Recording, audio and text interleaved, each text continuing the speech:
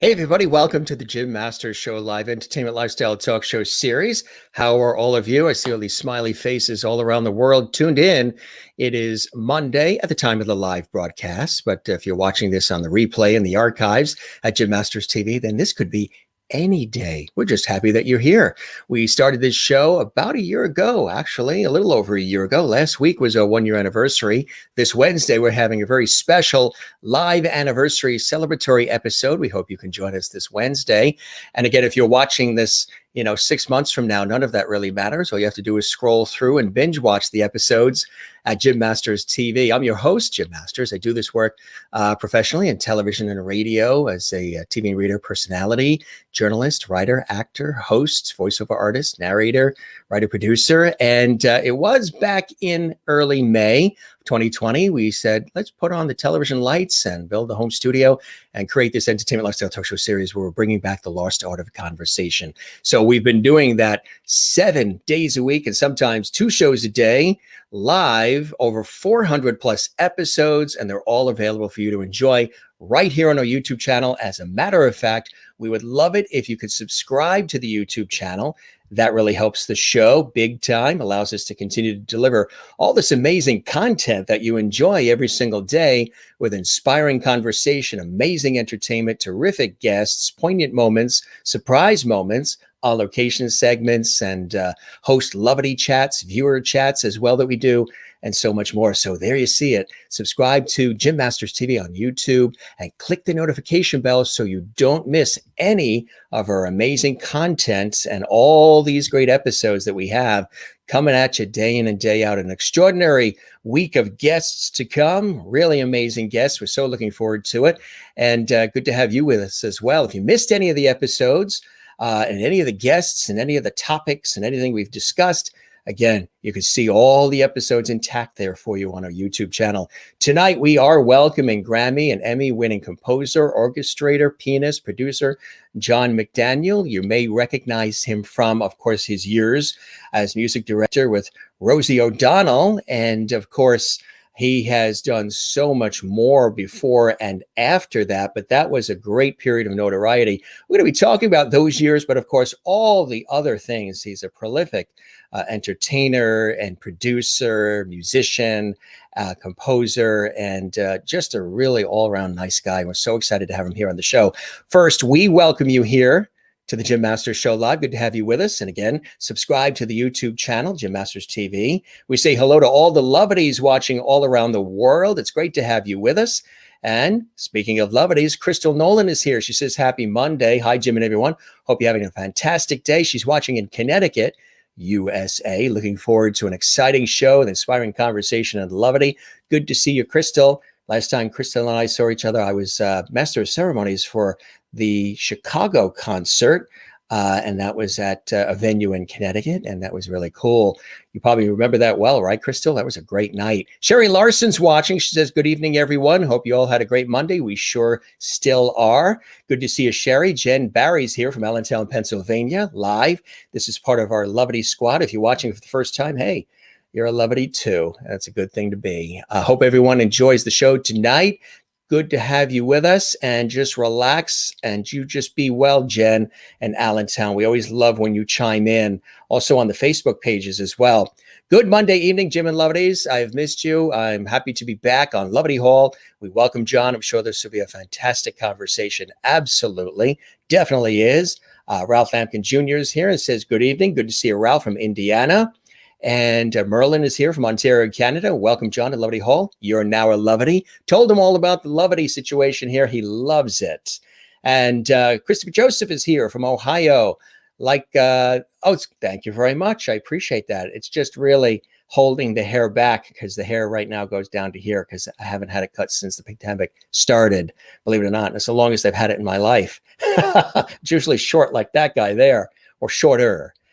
So this has kind of been a fun project, a self-induced fun project of growing the hair. Hey, Jim and Lovedies, I hope you all had a great day. Claudia is watching. Good to see you, Claudia. And Kathleen, hey, Jim, hope you had a good day. We still are. And even better with you here, Kathleen from New York City, and Anne from Jacksonville, Florida. Hi, Jim and Lovedy family. Hope everyone is having a marvelous Monday. We sure are. Absolutely. Good to see you as well, Anne. And again, we love all of the folks that are watching here, and it's nice to see Jill Jason is here. Hi, Jim. Hi, everyone. XOXO. Good to see you, Jill, and welcome. And Soraya is here. Hi, Jim and everyone. Good to see you, Soraya. We love having you here as well. Kathy Short reporting for duty from Cleveland, Ohio. Good evening, Jim and Lovedies. Happy Monday to you as well. Good to see all these happy faces, and love it. And Maureen, again, she said, nice to see everybody here. Good Monday, Jim and Lovedies. She's in Arizona, of course. Happy to be back. Lovedy Hall. Welcome, John. Wonderful evening conversation. Maybe a world premiere number. You never know what happens on the show. You never know. It could be surprises for you. And Merlin says, welcome, John, to Lovedy Hall. Now a Lovedy. Christine Clifton is here, of course. She's all very excited that John is here.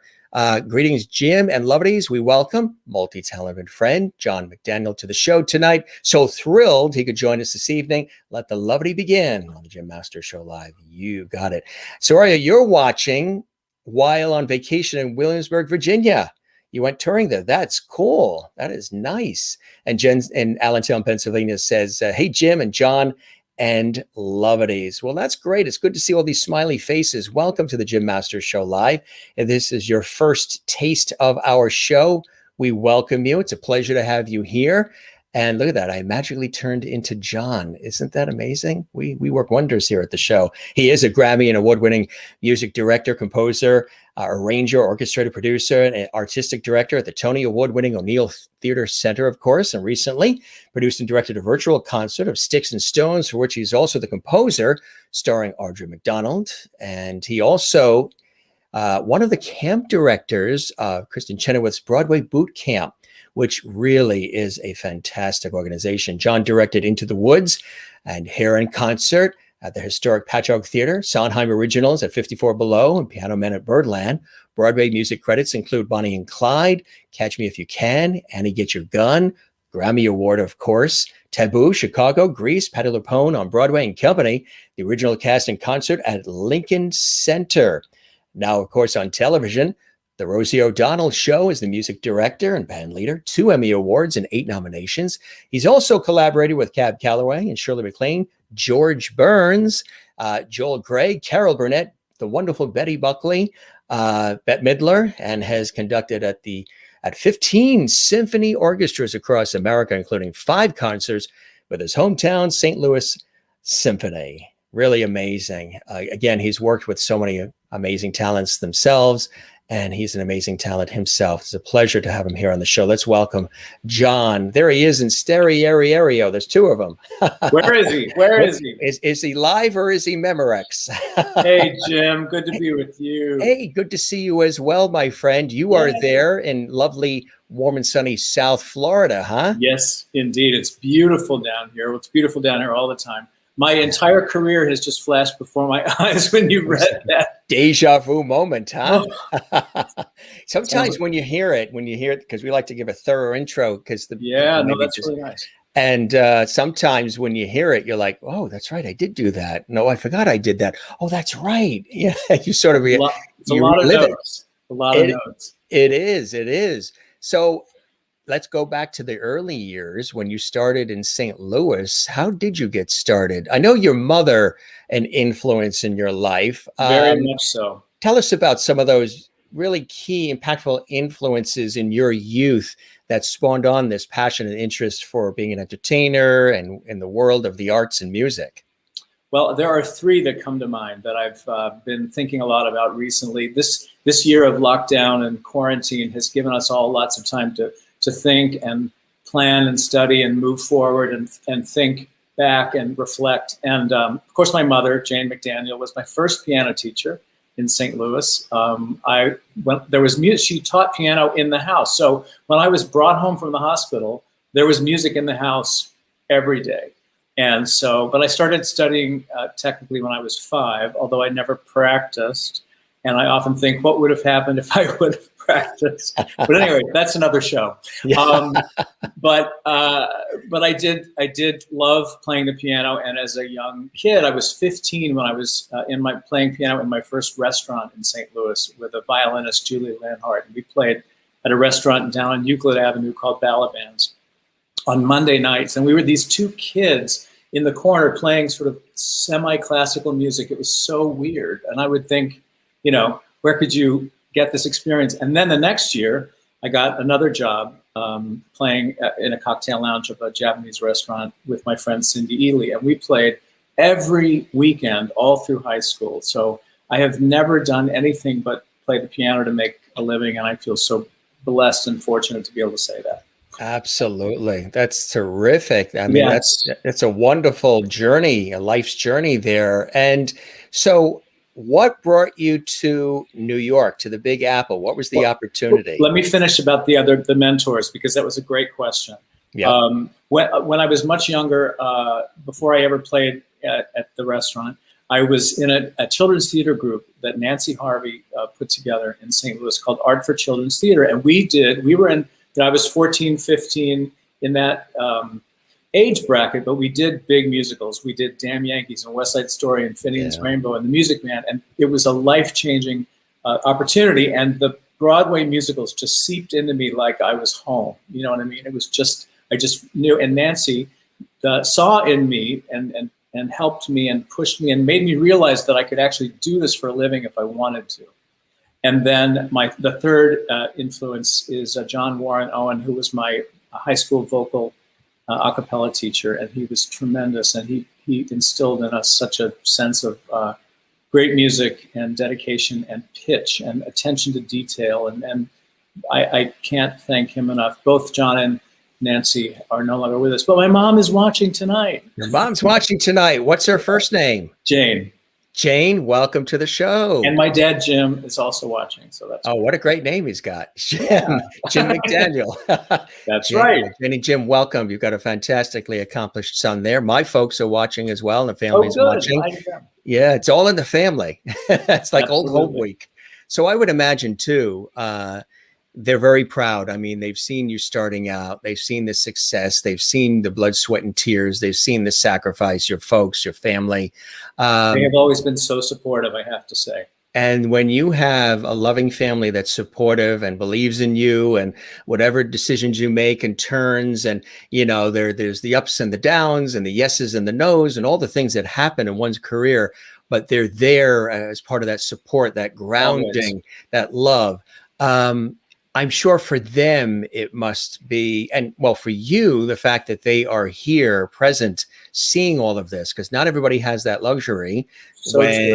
So they're here and they're seeing it and relishing in it with you. But for them too, to see your success must really make them feel pretty good. It's pretty great, and they're very vocal about that, and I appreciate it. Yeah. On every quarter with signs. My son is on tonight. Make sure you. Yeah, I know how that is.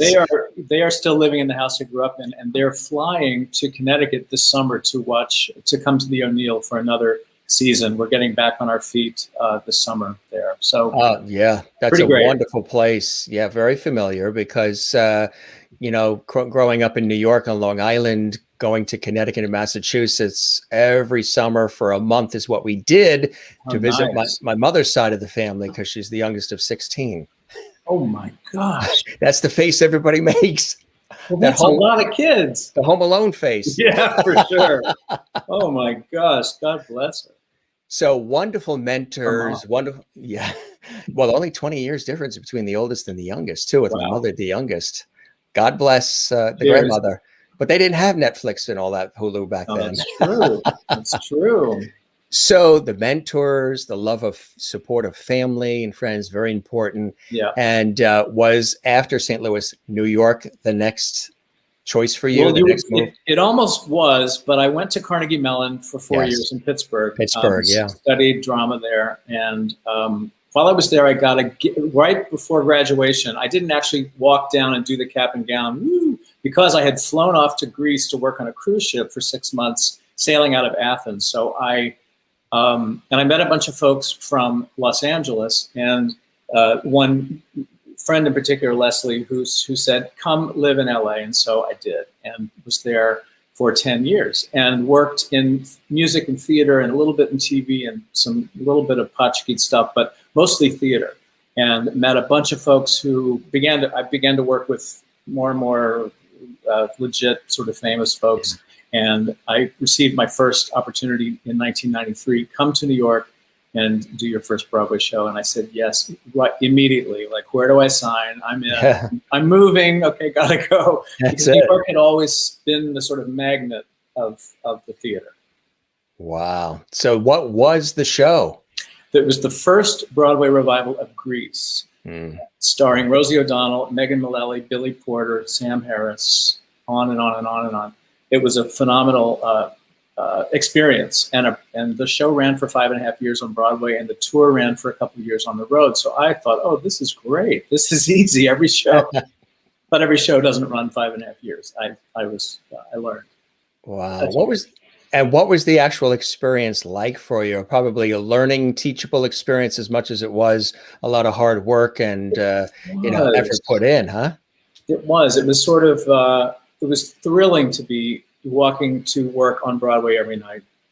The show got, sort of mixed reviews, but the audiences went crazy, and it was sold out all the time. Rosie was at the height of her. She'd been in League of Their Own and the Flintstones, and she'd been in all those huge movies. So there were people just clamoring to get tickets and come in and see it. And the show was really colorful and really bright, and the music was fun and catchy, and everybody was. I have a visitor who loves to be in the shows, and he's just dying to get up. Let's do a full Clarence. I was going to say, let's see Clarence. We'll do a full screen. Clarence is, hi, baby boy. He loves to be in my lap, so he's just going to get his wish because he can be. How old is Clarence? Clarence is he's going to be 9 in a couple of weeks. What breed? He's a rescue. He's a Frenchie.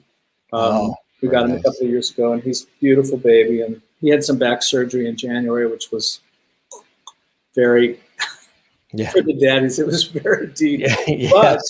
But he's better. He's getting better. He is better.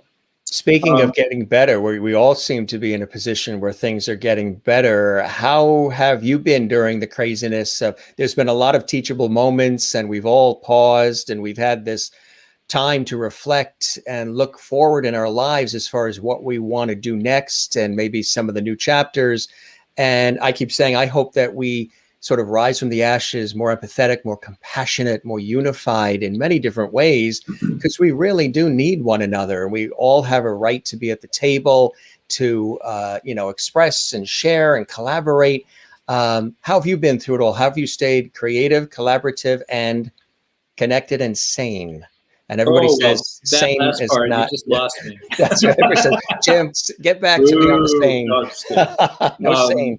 No, I think actually staying creative has kept me sane. We have this very pleasant, comfortable, modest home here that we have loved being in, with a pool in the backyard and a really nice area outside. And it's been, I pivoted very quickly to working online and creating music tracks for people who, and producing stuff, musicals. And I did my series Sunday Tea with John McDaniel, which took me from May to May.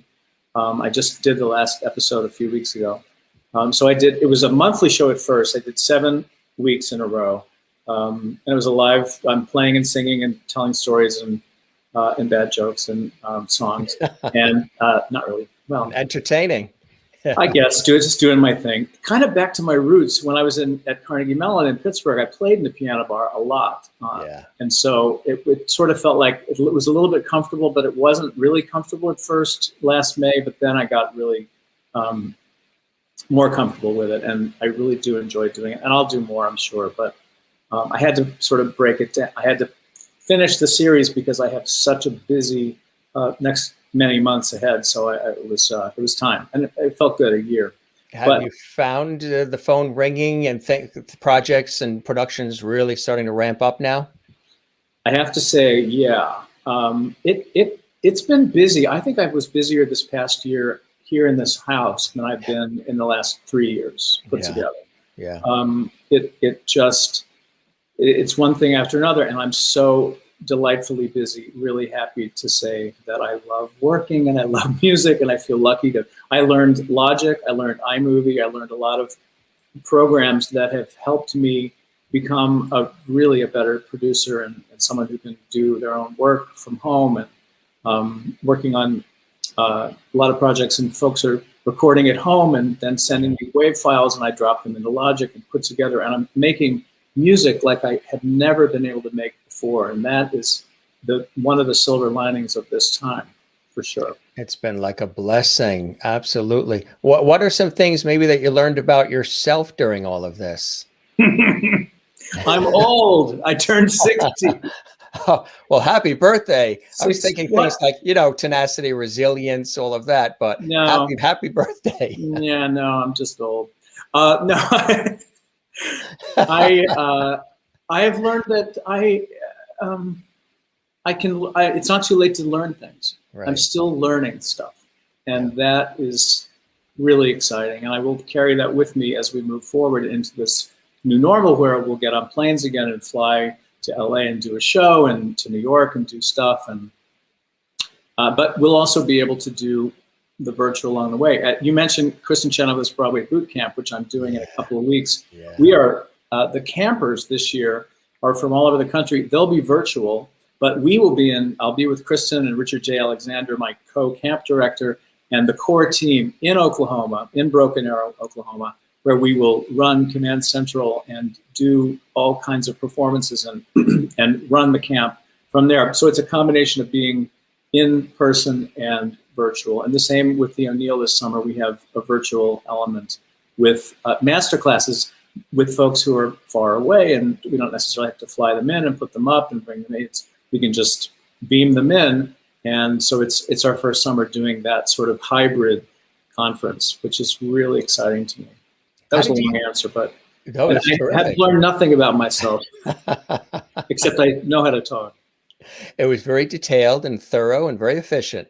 How did you get involved with the camp? How did that happen for you, your involvement? So Richard was had been the camp director for like 3 or 4 years. And then in 2019, he called me in the winter and said, hey, I'm going to be with Barbra Streisand in the UK. Right. He's her director. Right. And would you like to fill in for me as the camp director? And I thought, oh my gosh, what a great opportunity. So I said yes immediately and did it, had the best time. And then in 2020, Richard and I were going to be co-camp directors because he was available and so was I. And they loved us both and we loved doing it. So it was really and then womp womp, no camp because we're shut down. So we had to cancel last year because it was too soon to sort of figure out anything. And then this year, though, where are you going? This year, we will be doing this sort of hybrid virtual version. And I'm so excited. The kids are amazing. We have 130 kids from across not only the country, but the world who will be, we have this beautiful girl from the Philippines who is so good and so beautiful and talented and sweet and sort of honest. And she will be waking up at whatever time it is to take class with us. I think it happens in the middle of the night for her. So she's going to flip her schedule around for a week and be with us virtually, which is really exciting. That is fantastic. Really cool. That's great. Yeah, it's a beautiful thing to be a part of. Absolutely inspiring young minds and empowering and encouraging them. And 100%. yeah, and that's a beautiful thing, John. So you mentioned Grease, of course, which is a phenomenal project to be a part of. Annie, Get Your Gun, another legendary one. How did that cross your path? So I had been in Annie Get Your Gun when I was in high school, so I knew the show really well. And the same producers, Barry and Fran Weissler, who had produced Grease, were producing Annie Get Your Gun. So they asked me would I be interested in creating new music arrangements for the Broadway revival. Oh, who's going to be in it? Bernadette Peters. Yes, yeah. Of course, I'll do it. And did it and had the best time with Bernadette and Tom Wopat and the entire creative team. Peter Stone rewrote the book, and Graziella Danielle, the most beautiful director. And that show ran for 2.5 years with a lot of different Annies. Once Bernadette left after her 9 months, Reba McEntire came in, who was sensational. That was like the perfect combination of actor and role. You know, she was spunky and she sang great and she was excellent. They were all great. Susan Lucci was in it, and Cheryl Ladd, and a lot of ladies played Annie in that revival. That was fun. And then Mary Lou Henner took it on the road and it was great. Oh yeah. Yeah. Oh, yeah. It's a great score. It's one great song after another in that show. And then we were out of town. We were at the Kennedy Center, and Barry Weissler came backstage and said, well, we're just about to Broadway. Would you consider producing the cast album? And my jaw dropped and I thought, wow, I've never even considered that. And yes, I would love to do that. And so we did it, and my co-producer Steve Ferreira and I were nominated, and we won the Grammy. But what? Yeah. Nuts. It was nuts, but it was such a beautiful project. And that was what year? That record. And what was that year? 99. Wow, that's congratulations. And I ask that because we have this little clip here of you at the Grammys, and you're tickling the ivories. So let's take a look at that, and we'll talk about it when we come back. It's really a nice, cool clip. You know, not many people realize that orchestration is everything. Before My Fair Lady was orchestrated, it sounded like vaccination day at the dog pound. I kid you not.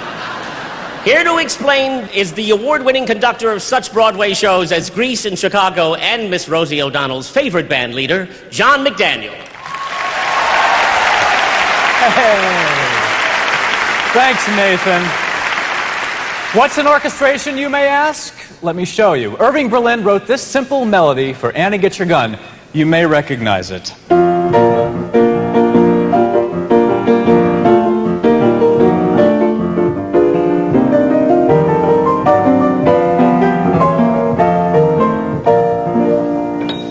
Berlin wrote it, and then he turned it over to an orchestrator who wrote musical parts for strings, horns, reeds, and percussion until, Shazam, you got this. Elliot?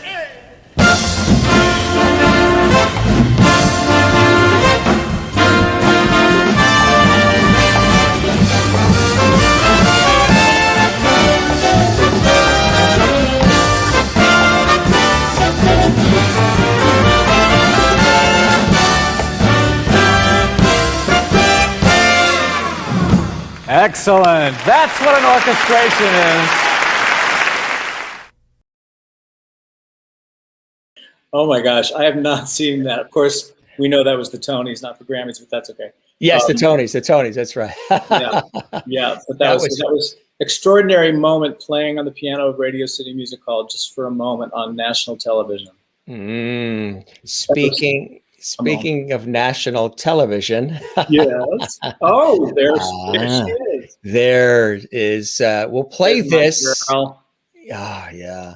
We'll play this cool clip we've got here, and then we'll talk a little bit about the whole relationship with Rosie and the show. And of course, everybody knows you from there as well, which is amazing. Take a look at this, folks. This is something really cool. Quite funny, too. But it's the first day of sweep. Sorry? It's the first day of sweep. Yeah, it is. Today. It's May sweep, but I guess they start in April, whatever. Yeah. So, but I was thinking we could do like a big production number. You know, like have Santa Claus and like a dancing bear and what? I don't want to do a production number. And hula girls. Listen, every time it sweeps, we do a production number. You Yeah, know? but they're fun. Yeah, but I don't want to do it. Okay? Well, I don't want to do it. No All right. Santa Claus, no dancing But- hula. No. No, listen, we do You know- too many. And sweeps is no. Let me all just right, say okay, this. I just thought. Do you know that it's Shirley Temple's birthday? I did Happy not. birthday That to is so Shirley nice. Temple! Happy birthday, Shirley G. Happy birthday from you to me. I sang the part wrong. It's hard to do a song in your voice. Yeah. That didn't rhyme. I'm a jerk because I didn't get enough sleep before work. I was so blamed. I missed party of 5. That was a 3. Happy birthday, Shirley Temple. How about that? Oh yeah. Rosie, I don't mean to go on, but what about we could have like clowns? We could have like a first grade ballet class. It could be so cool. And like singing, dancing cops, New York cops. It could be. I mean, we could put it all together. John, I said no. I know, but I don't think it would be. What? you love doing them. I don't. You listen every time. Other shows they do, extravaganza. We don't need that kind of stuff. Our audience is above it. That kind of pandering Okay, for okay. ratings, All right. bringing out ballerinas and Santa Claus. It's crazy. Okay. All right. It's Okay. crazy. Absolutely. Okay. All right. Another thing, in North Carolina, Yeah. there was a giant strawberry that was stolen, and this man was really upset. It was a 20-foot tall inflatable berry, and he put it on the top of his stand with a you-pick berry plantation, and they don't know who stole it. Isn't that sad? They have one suspect, What was it? the guy who bought 4,000 cases of whipped cream. I don't know. A giveaway. Rosie, I cannot let this go. I can't let it go. We could have Uncle Sam. If we could have like the audience involved, they could do the wave. You know what? See, they want it. And Rosie, we could even get like the New York Mets to show up. You're not going to get the Mets to come and do a production number, John. We could. Just because it's sweet. We could do it. John, I don't want to do it.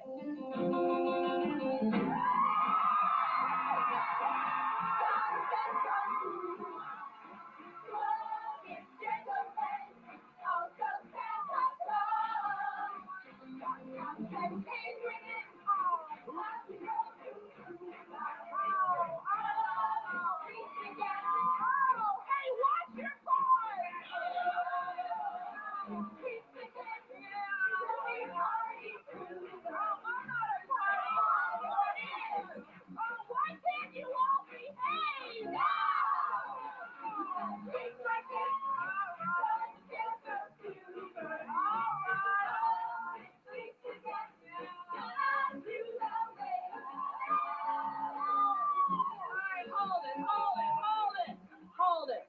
What? Hi, John. It was cute. You got all these people. Yeah, It's you nice. like it's fun, right? But you shouldn't have mentioned the Mets because now everyone's disappointed. Oh well, you know. Yeah.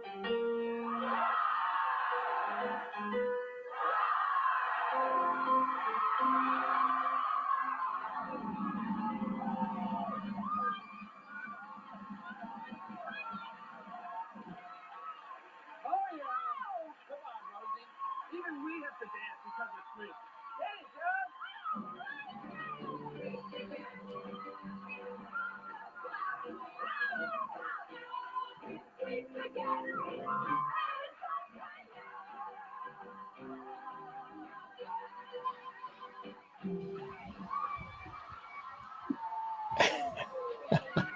Oh, that was some crazy stuff. Wasn't that's what a great surprise.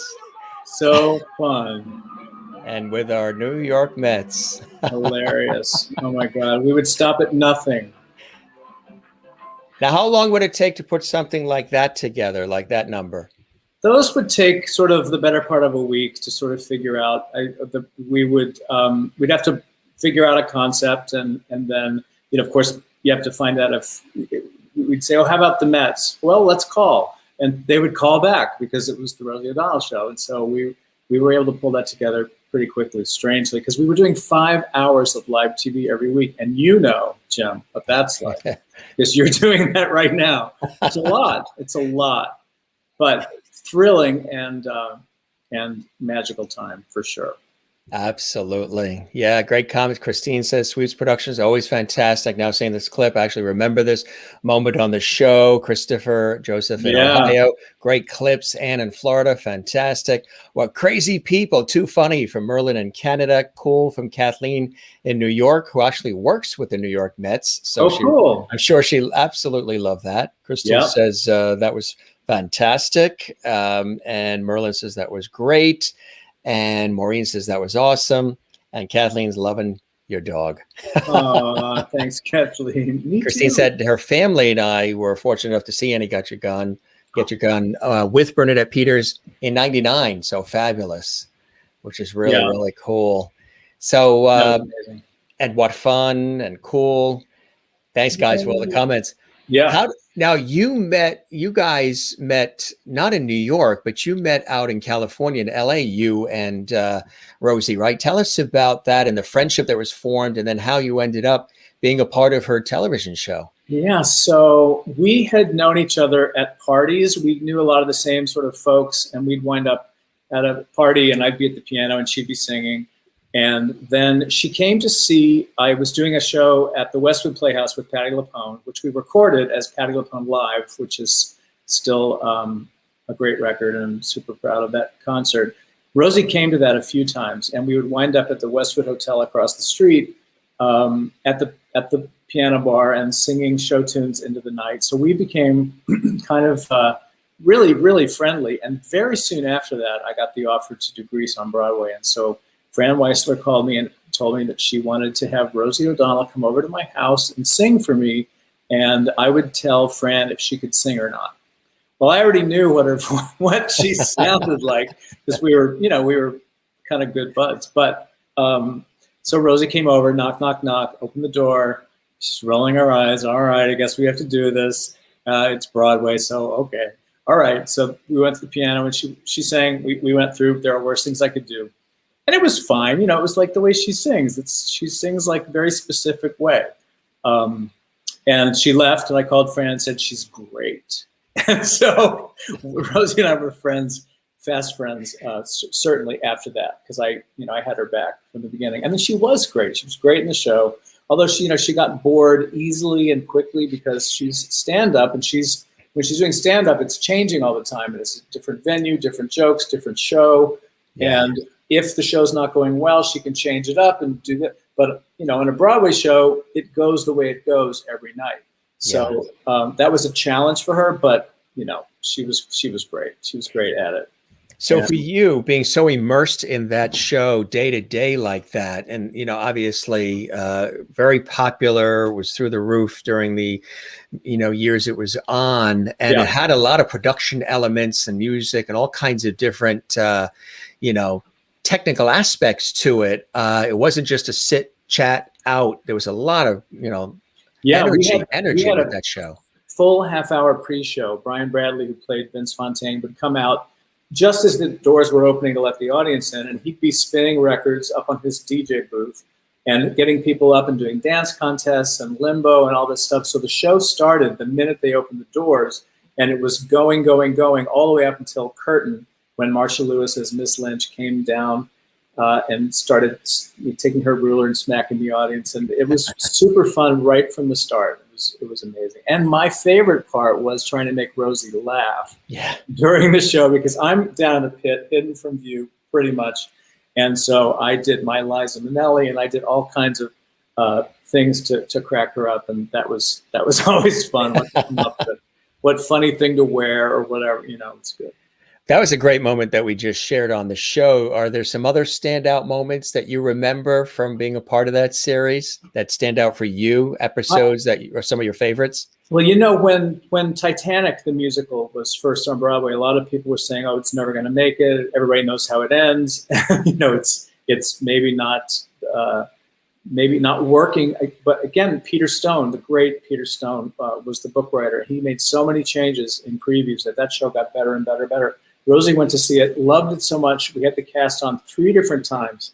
And I think the third time we had a kid whose mother needed some treatment that they couldn't afford. And so we raised money for that. And I remember just being a weepy mess when when that segment happened. The entire cast of Titanic came down the aisle singing "Sail On, Sail On." Great ship, Titanic. It was absolutely. I was a wreck for like a day after that. It was really moving, really beautiful.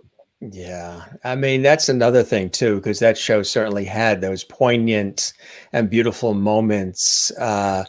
And you got a chance to have some really incredible people on there too. I know Mary Tyler Moore stopped by and some others who aren't even with us anymore. For sure. But over the years, you've had an opportunity to work with, I had an opportunity to chat a couple of times with Carol Burnett, and she is, nice. And you've worked with her. And Yeah, we're good friends, actually. one of those people who matches exactly what you would hope. No Yes. airs, warm, funny, authentic, genuine, loving, and real. There's nothing, there are no airs about her. She's just wonderful. And then somebody else that you worked with that I think it's pretty cool, and he's usually my sidekick here every night. You got to work with George Burns, huh? George Burns, yes. So what was that like? So George came on to do a one-nighter on the Fair Sea when I was working on a ship. I think it was in '85 out of South Florida, and he came out and did mainly jokes, but he sang a little bit and worked with the band, and it was a tremendous experience. He was so alive and well and with it. He and I actually sat for 20 minutes. I was just telling a friend that he and I sat for 20 minutes after the rehearsal in the show lounge and just talked about stuff. I was living in LA and I had always wanted to be in New York, and he was really just like, hey, you just got to follow your dream, just do your thing. And he was really, it was fantastic to spend a moment with him because he was such a legend. Yeah, absolutely. And his show was so great. The audience went insane. He really had it down. He knew just what he was doing. Yeah, yeah. And he played God too. Oh, God. You can't go wrong with playing God. Shirley MacLaine too, working with Shirley. Tell us about that experience. Yeah, we did a concert. So we did a concert down at the Kravitz Center in West Palm Beach once. Michael Feinstein was on the bill, and the Momix Dance, I think that's the name of it.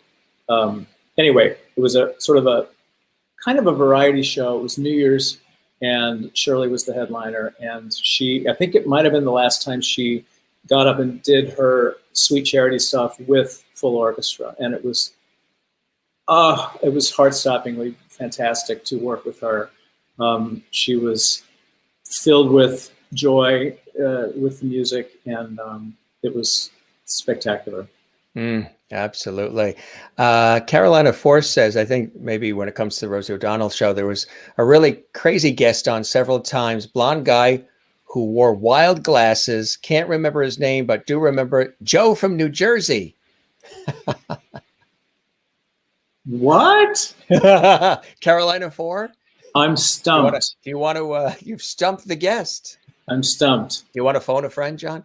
I may have to. Yeah. The guy, the blonde guy who wore wild glasses, can't remember his name, but do remember Joe from New Jersey. Joe from, not Joe Piscopo from New Jersey. I don't know. You would figure, right? I don't know. He's the right. only Joe I know in Jersey. I was going to say, is there any other? Joel Gray, of course, working with Joel Gray is always a blessing. Tell us about some of the collaborations with Joel Gray. Yeah, so I first met Joel when I was living in LA before I moved to New York. And one of my favorite things about working with Joel was that I got to meet and work with Peter Matz, who was the legendary Broadway orchestrator, music director, who then did the Carol Burnett Show for 11 years in LA, along with a million other television specials and movies and TV shows, and then Broadway shows even after I worked with him. But Joel and I did some one-nighters. There were some shows out in Palm Springs. It was my first time being in Palm Springs, driving out from Los Angeles to work with him at one of the big hotels there, which was such a great show. And then there was a period of time where I was putting together concerts for the St. Louis Symphony, Pops concerts. And I brought Joel Gray to St. Louis and a few other one-nighter orchestra dates and stuff that we did together through the years, and we're still really close. And the last time I saw Joel was on the subway in New York. It's just such a funny thing. Although he and I had talked about doing a thing together last summer, and then everything shut, and we haven't picked that up again, but we will. But you will. That's right. You will. Yeah, we're still really close. Also working with the wonderful Betty Buckley too, huh? And I'm still working with Betty and love her to the ends of the earth. I remember when I lived in LA, she had some of her recordings. I had cassettes in my car, and I remember speeding down Sunset Boulevard listening to Betty Buckley belting out these magnificent high E's and being so interesting and textured and such a wildly great storyteller. And then years later, we did an opening number on the Tony Awards when Rosie was hosting, with Jennifer Holliday and Betty Buckley and Patti LuPone, right? Oh, don't get old, Jim. It's hard to remember all of them. But I remember going to Betty's apartment and rehearsing and just thinking to myself, oh my gosh, you're in Betty Buckley's apartment. You're playing her piano and what's happening? It was so crazy. And now we're still, and Betty's doing one of the virtual master classes this summer at the Yes. So we're still in each other's orbit, and I adore her. Yes, we were going to have her come on in the spring, but she's doing the master classes, so I think it's going to be late summer. Oh, good. The last time we saw each other, I saw her, was actually at the 100th birthday gala celebration of the Schubert Theater in New Haven, Connecticut. Oh my gosh, yeah. At their big gala. And what they did, which was really fantastic, is they brought back as many of the original artists who have ever graced the stages over the years, which Betty had. And right. It was wonderful. And Rex Smith was there, of course, Rex Smith, and so many others. Yeah. It was really a wonderful night. And what a history that theater has. The original My Fair Lady in Oklahoma, and just incredible history. Like the Long Wharf Theater as well, too. Yeah. Another one where a lot have gone through. And of course, the Goodspeed Opera House. And I've worked them all, Jim. All very familiar with them all. Yeah. Goodspeed Musicals and everybody. Love that place. Theater, television. Do you love television, or is theater always first in your heart, John? I think that live thing is hard to beat.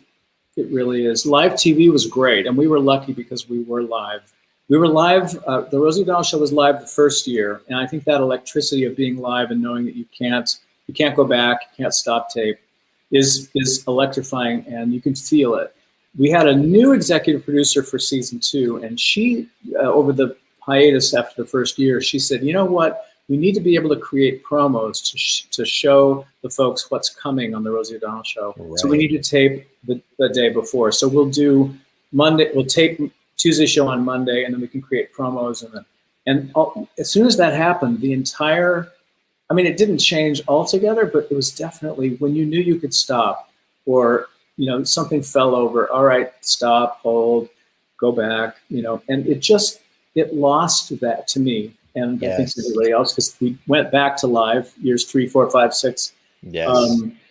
It's you can feel it. It's tangible. So it wasn't as good. There's something about that energy, and like you say, the fact that sets can fall down and things can happen, and the timing has to be more really exact. And I've done so much live television, radio myself, so I know what you mean. As far as there is a difference between doing things live and then doing it teleprompter, scripted, perfected, redone. Yeah, take 2, which is okay. Made perfect with super editing and all. And really, there is something about it. And that's why people love stage too, because I think the theater, it's always different, even though it's in the play is the same words, but the things will be a little bit different. It's living right in front of you. It's not a movie. Carolina 4 has chimed in with an update. Joe from New Jersey was a fan who called Rosie at her hotel room, and she picked up, had a conversation, and then she invited him on the show several times. Right. Now I remember. Thank you for that remembrance. Remembrance down memory lane there. But that was the cool thing. Like anything that would happen in her life was fair game for the show if they wanted to come on. That was really fun. Right, right. I thought she was great with the show. I thought it was, terrific. And has she ever thought of doing it again or no? Yeah, no, there have been times where it's bubbled up, and she's even reached out to me and said, "Hey, would you ever think about?" And then you may know, last March we did a reunion on YouTube. It was one of the first big fundraisers. We raised money for the Actors Fund that night. Yeah, like over $100,000 or something. It was extraordinary. Yeah, 4.5 hours of guests and stuff. And I was on at the beginning, and we talked like, well, it was great.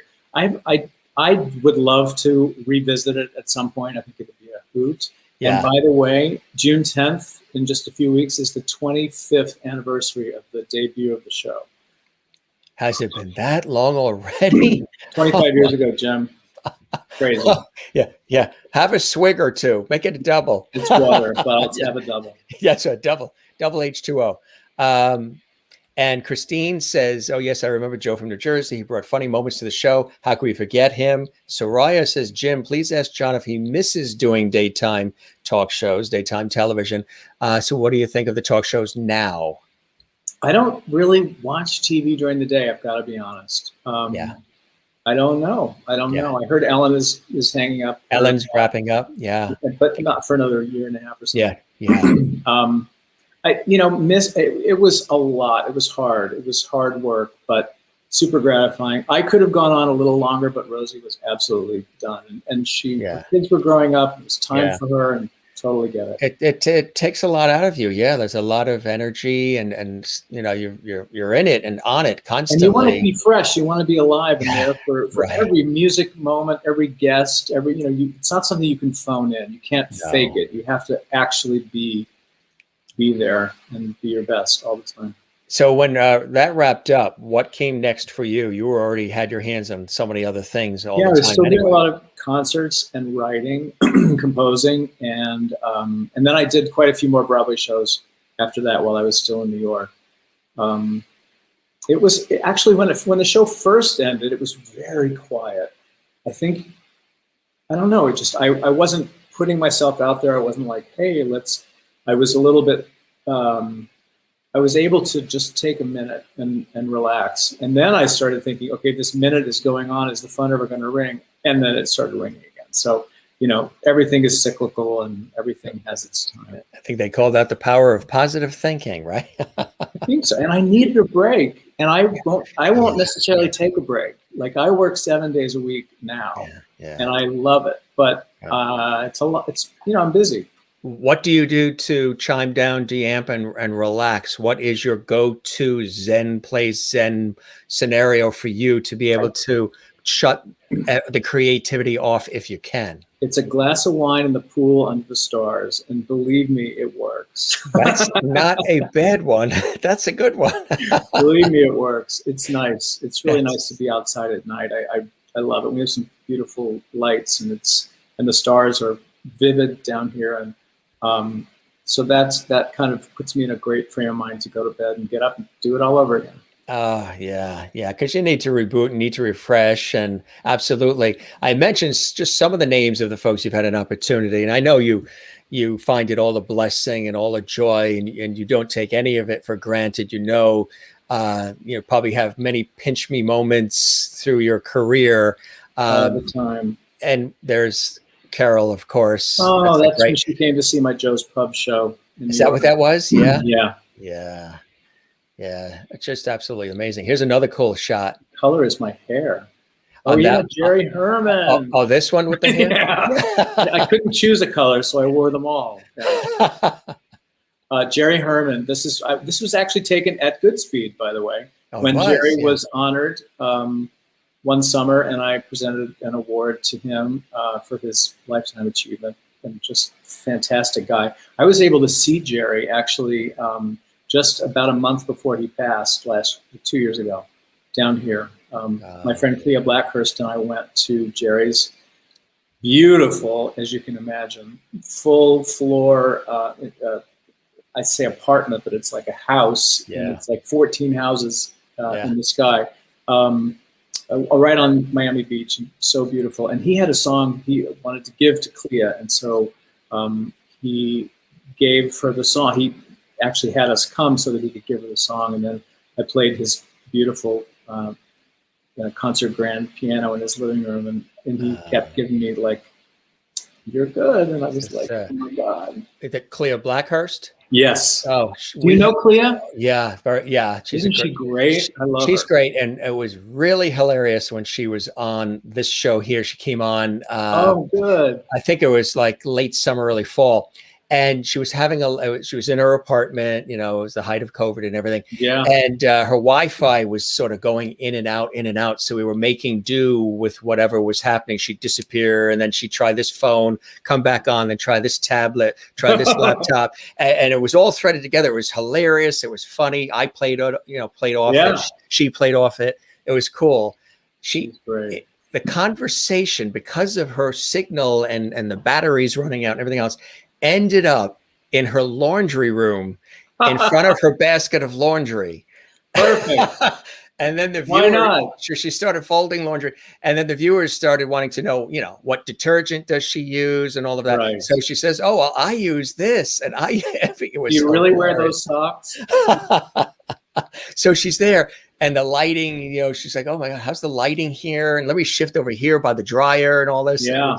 It was fantastic. Just a few months ago, I invited her down to Florida. I was doing some live shows at the Gulf Shore Playhouse in Naples. Oh, yeah. And she did a week, and it was so much fun. We had such a blast singing together and doing a show. Yeah, she's Mermaid's Apprentice. That was fantastic, too. Yeah. She's just unbelievable. You mentioned Goodspeed. I had an opportunity, I don't know if you've been to it, to be invited to go by a friend who's a lyricist to the writers' colony that they have with Goodspeed musicals, where you go and you stay in sort of those homes. Yeah, and then that beautiful housing they have. You know, I've passed that a million times, and I never knew that was part of Goodspeed. I thought those were just new homes that people lived in. And then when I got invited, it was tremendous. And everybody is sort of working through and working out their productions, and everybody else is sort of feeding off the energy of each other and tossing ideas around how this might help and how that might help. That's a really great experience. It's a fertile place, very much like the O'Neill is. So many great musicals have been developed at Goodspeed and also at the O'Neill, and they're just down the road from each other. That's right. Absolutely. Yes. I used to work on radio and television out in New London, Connecticut. And Hartford and New Haven. Yeah, absolutely. Very beautiful familiar. Country. My sister lives there now. Oh, really? In Madison. Yeah. Yeah, Madison. Yeah, absolutely. Yeah. Beautiful area, the coast. Absolutely. And Harkness Park and all through there. Right. Oh, you know. Summer at Harkness. You know. Yes. Harkness. If you know Harkness, you really know. Yes, summer at Harkness. Oh, yeah, absolutely. Pepe's Pizza in New Haven, all of that. Here's another cool shot. Oh, yeah, presenting an award at the MAC Awards, I think. The Manhattan Association of Cabaret. They used to always do that at BB King's. I can see the logo. Yes, yeah. BB King's, too bad that's gone now, I know. So many places. Oh, Brooke Shields. That was when you were auditioning for Blue Lagoon? I was, I didn't get it though. No, but I remember, like it was yesterday, going to see Blue Lagoon. Yes, Christopher Atkins. Yeah, I was still in college and just thought it was. I loved it and became a huge Brooke fan. And then Brooke played Rizzo in Grease on Broadway. Right. And we made a second cast recording with Brooke too. Yeah. So we've been great friends through the years. She's a fantastic person, beautiful soul, and very, very and witty, funny sense of humor, dry sense of humor too. Absolutely. Oh my gosh, Suddenly Susan was hilarious. That's where we first got to know Kathy Griffin, of course. That's right. Right, on NBC, exactly. And of course, the incomparable Chita Rivera. And this was from The Visit, right? I went to I was invited to the opening night. Nice. And then the after party that they had. And that was a great show. I really enjoyed it. Spectacular. Yeah. Yes. I was so fortunate to get to see it. It didn't run all that long, but it was a stark, stunning production. And she's such a phenomenal, she's like a magnet and you just can't take your eyes off of her, and she'll just move a finger and you see that. I mean, it's just it's tremendous. Her economy and her experience, her years of experience. I mean, the original West Side Story, for Christ's sakes. Yes. And before that, you know. Yeah. And so, yeah, she's a treasure. We just had, and we talked about Rita quite a bit, and he absolutely loves her. Tremendous long-term friendship. George Takiris was on the show recently, and because there's. So do you mean Rita Moreno? Because they were in the movie together. Right?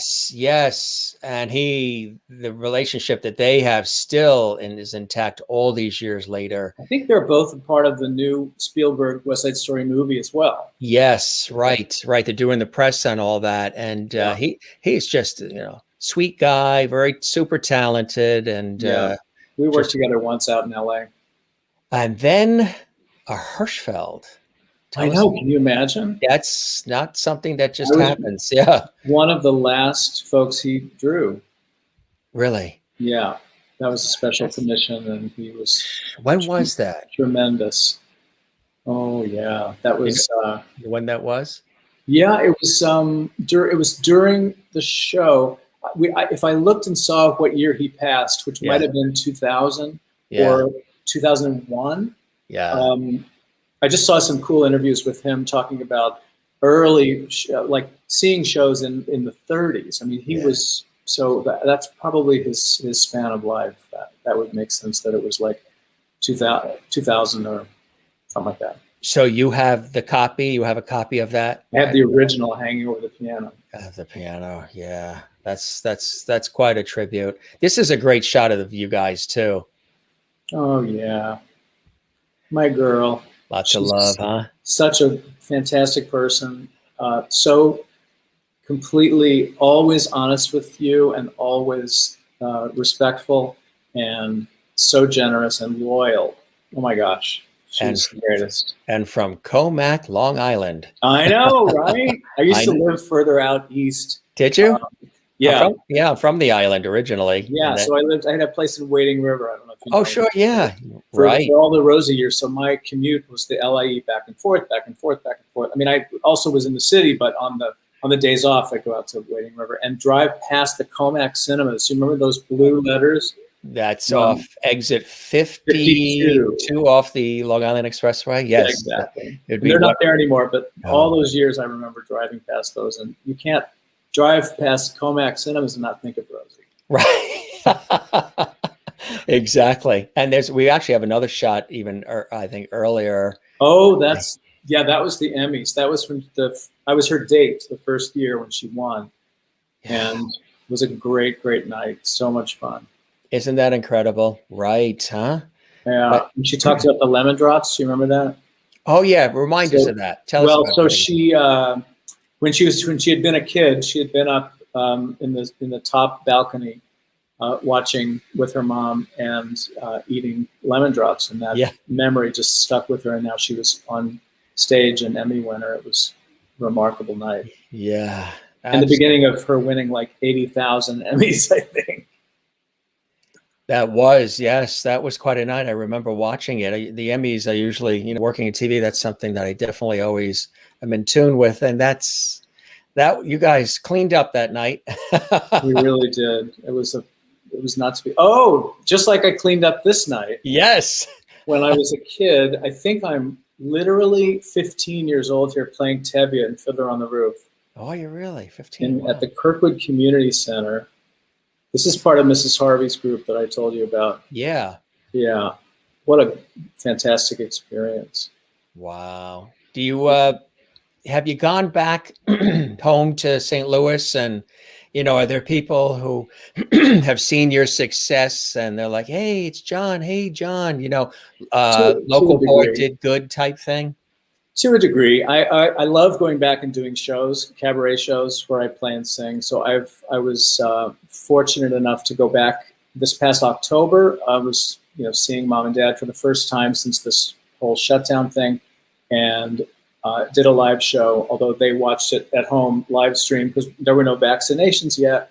But then we went back in April and I did another show and they came to see it and we had a great, great time. It was wonderful. And a lot of friends from high school came down and or watched the live stream. That's another cool thing is that so many shows now are going to be live and streamed so that folks can tune in from anywhere, which is a fantastic use of the technology that we have. Right, exactly. You and I were just talking about that. We went live Right. on air. Leslie Uggams. Leslie Uggams, yeah, at 54 Below, that great place. What was the event? She was doing, we did a long weekend of shows. And I had worked with her on a couple of one-nighters, one big Julie Stein concert out in LA where I had a huge orchestra on stage. And we had kept in touch and we had done a few other concerts together. And then she said, hey, I'm going to do this weekend. You want to do it with me? So we put together sort of a little bit of a retrospective and some songs that she wanted to sing, and she's so lovely. We ran into her on the street a couple of years ago, and it was one of those moments where you said goodbye, and then you both realized you were walking the same direction, and we laughed and laughed. But she's the greatest. Yeah, that's fantastic. Again, having an opportunity to, Oh my gosh. yeah, it's just. And even our lovely viewer, Christine, sent in some photos of look at that. her. Yep, she sent these to me directly. Look how young we are. So we wanted to make sure we showed these, and they're on set at Rosie. Oh my gosh, Christine was one of our great. I mean, she's been such a great supporter all through the years. I just love her. Yeah, she's a big with our show here, a big fan and Love great, true lovity. Absolutely, that's For a great sure. shot, huh? Yeah. She's probably jumping around in her living room right now. I don't doubt. Don't hurt yourself. Don't fall down. So when you look at all of this, I mean, you've done a lot and you're super talented and you're a nice guy and affable and great wit, all of those things, but realizing that it's all a blessing and it doesn't just come from the flip of a switch. It takes a lot of tenacity, resilience, and fine tuning and perfecting it all. What are some of those continued blessings and joys in your life, John, that inspire you continually to be out there, to be working so hard, to be, you've done quite a bit where you could easily be saying, look, theater, television, all these other areas, I'm pretty good. I'm going to sit back and relax and rest on those laurels, but that's not who you are. It's not who I am either. So where does your inspiration come from to continue driving you forward and with the blessings that surround you in your life, John? I think when I go to the mailbox and I get the bills, then I realize, I got to work. That will do it. That will do it. No, I'm just kidding. This guy is my blessing. One of them. He's such a good boy. My partner, Charlie, is the greatest. And my mom and dad and my sister and her partner, who are getting married in September. We're so excited. Oh, wow. Yeah, really happy so about that. We actually have, I believe there's a graphic for that. You heard it first here, folks. It's a world premiere exclusive. Getting married in September. That's right. That's right. You heard it on the Jim Master Show live. Congratulations. So have you, you've picked the spot? Everything's all. They have picked yes, they have picked the spot and we've picked the date and now everyone's clamoring for airline reservations and all that stuff and Airbnbs and all that fun thing. But that's got to be we're nice. Really looking forward to bringing all the families together in Connecticut. It's going to be nice. Oh, it's in Connecticut. Oh, that's fantastic. Yeah. Very, very nice. Yes. So what you mentioned some things, the things are really churning now. What are some cool things that we could look forward to that you're working on that are bubbling up for you, John? So thank you for asking. The last summer I music directed and produced the Playbill Pride Spectacular for Pride in New York and on Playbill. And with a bunch of wonderful artists, and I'm doing it again this year. And I'm currently creating tracks, rehearsing with folks like B.D. Wong and Anthony Rapp and Max Crum, and Leah Delaire is going to be the host. And so it's going to be a fantastic show with some wonderful performances and creating all of that virtually and putting that together. Working, as I said, on Kristen's camp, we're producing a lot of elements pre-production, which will roll into the Christie Awards, which happens the last night of camp, where we give our awards and a Lifetime Achievement Award to a friend of ours. And then I'm teaching my first university course at Fordham University the month of June with some fantastic students and other faculty. I've never taught a course for credit, so I'm really trying to get prepared and ready for that. And what will the course be? Music theater. It's a 5-week music theater intensive. Fantastic. And then the O'Neill, where I'm going into my 9th season as artistic director of the Cabaret and Performance Conference there. And I'm going to have to come out and see you there. Yeah, oh, maybe yes. go for lunch or something. I'd love to do that. It's so great. Come to one of the shows. We'll be outside this summer in the amphitheater. We're gussying it up and making it look really, really sweet and fancy. Have you been to the Kate yet? Katharine Hepburn Performing Arts Center? I've not. Oh, yes. And I've actually performed there. Yeah. Isn't that a great place? The Kate. Yeah. Gorgeous. Yeah. Terrific place. That whole neck of the woods is really, really great. Yeah. But this summer at the O'Neill, Telly Leung and Beth Level are coming as special guests doing shows.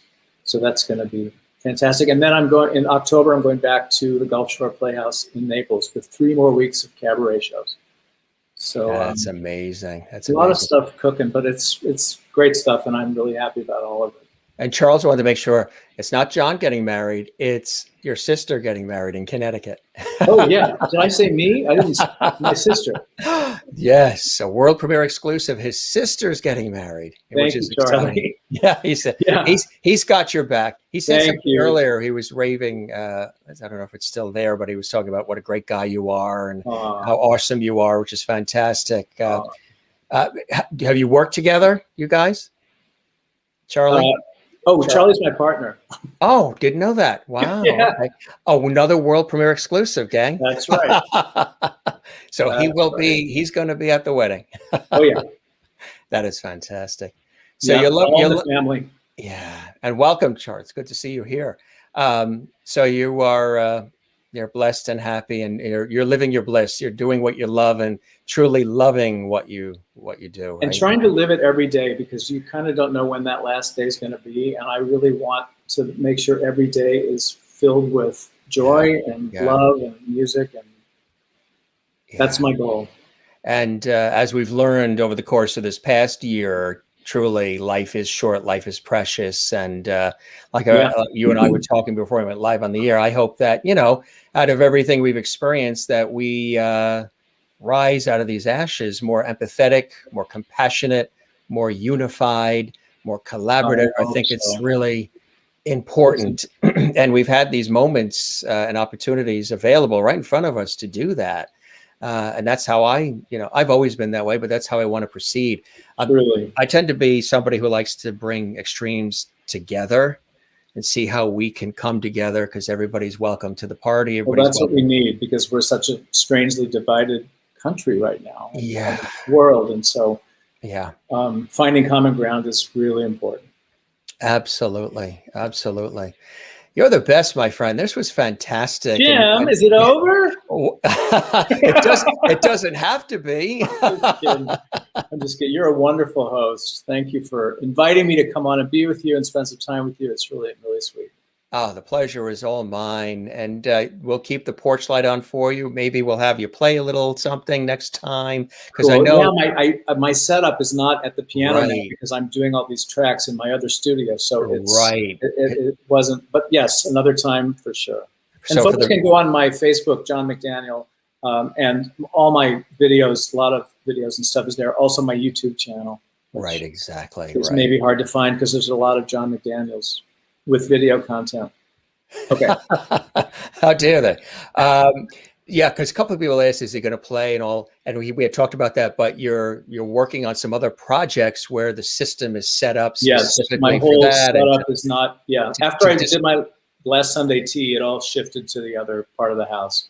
Right, exactly. So we will have you come back. Well, I hope that the show, John, met whatever expectations you had, and that you enjoyed the time with me and all the lovities as much as I certainly have with you. Absolutely. Thank you for having me. I really appreciate it. Till next time.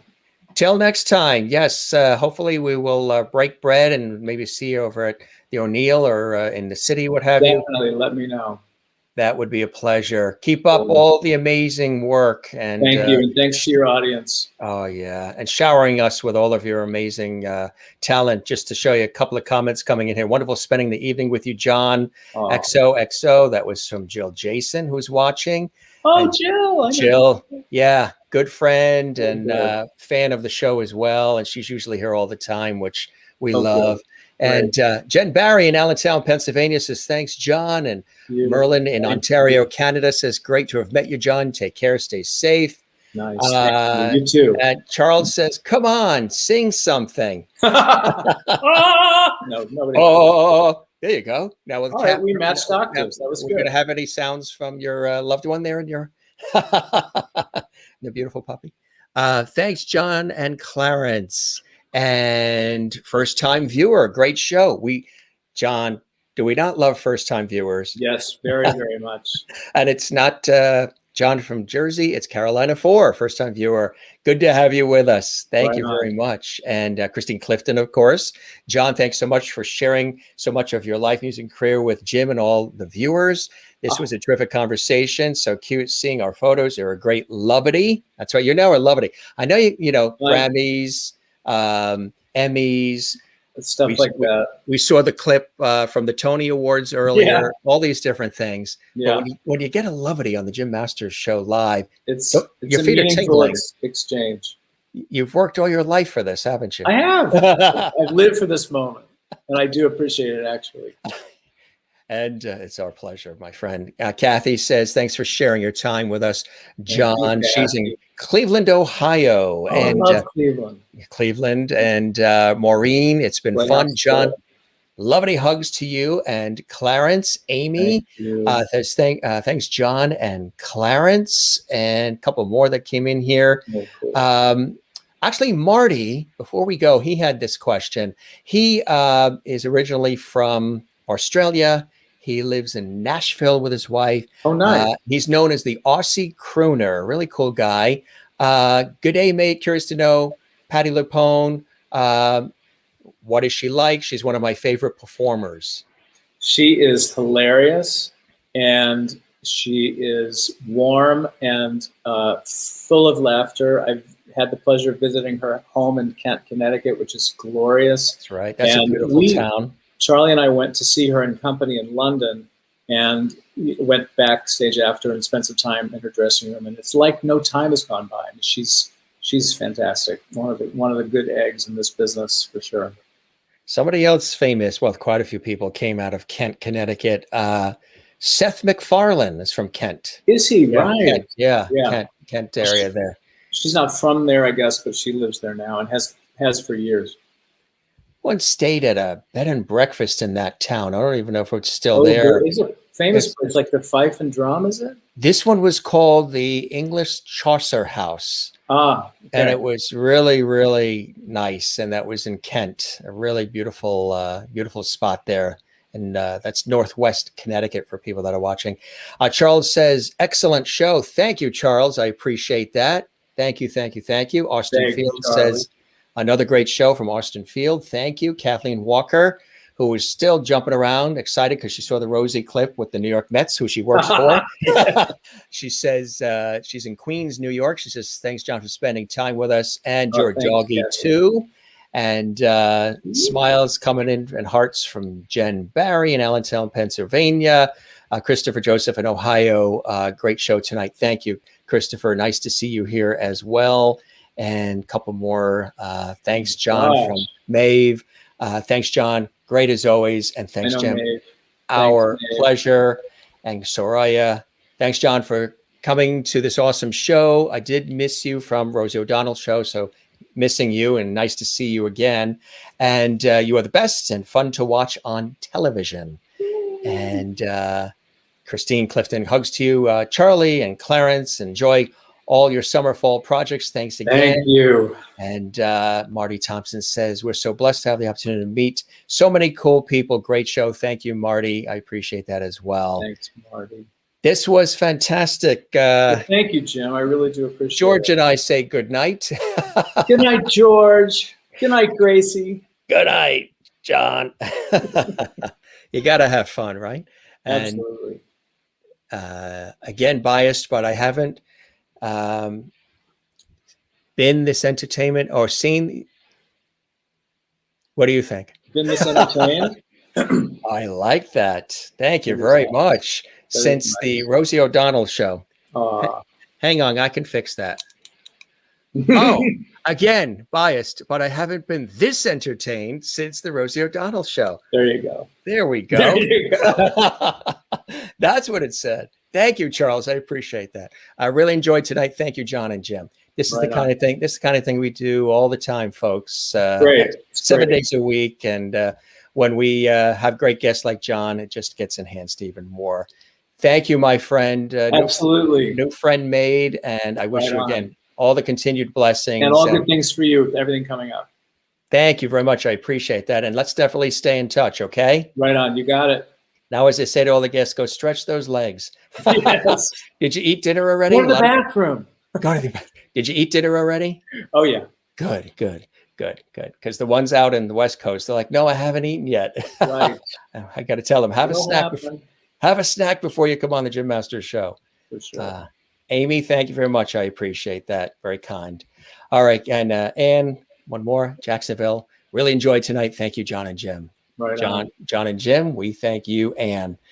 Take care, my friend. You be well, and thanks for all the time with us tonight. We said an hour and 20. That's a short night. Well, it's all good. Thank you for having me. Oh, my pleasure. See Take you care. again. All right, cheers. Bye-bye now. John McDaniel right here live on the Jim Masters Show live. Charles, thank you very much for chiming in. Good night to you as well. And I think I saw something where you said you're also originally from New York, from out on Long Island, I think, as well. And hey, gang, we'd love it if you subscribe to our YouTube channel, Jim Masters TV. It's the channel you're watching right now. And we've got some amazing guests coming up. This Sunday, Anita Pointer from the Pointer Sisters is coming up on the Jim Masters Show live. That's going to be really exciting. Tomorrow, Megan McDonough is going to be here as well. We're looking forward to having her on the show. That's going to be amazing. Steve Blostein's going to be with us as well. He's coming up on Friday, and the guests are just extraordinary. They continue to, bless us. As I mentioned, Anita Pointer is going to be with us as well. And from originally Celtic Woman, dear friend of mine, I've interviewed her many times over the years on PBS, Lisa Kelly, who also has a wonderful voice academy now in Georgia with her husband. She's originally from Dublin, Ireland. She's with us this weekend. So is Dee Dee O'Malley, brilliant Irish singer, songwriter, producer. She's worked with some of the greats over the years as well. And coming up this weekend also, actor Michael Roberts is going to be with us. Yeah, these are just some of the folks. And of course, on Sunday, Anita Pointer is going to be with us on Sunday night from the Pointer Sisters. If you may remember, last night we had Robin from Batman. Burt Ward was on with us. And that was a phenomenal episode. Amazing conversation and lots of laughs too. He was live from Los Angeles.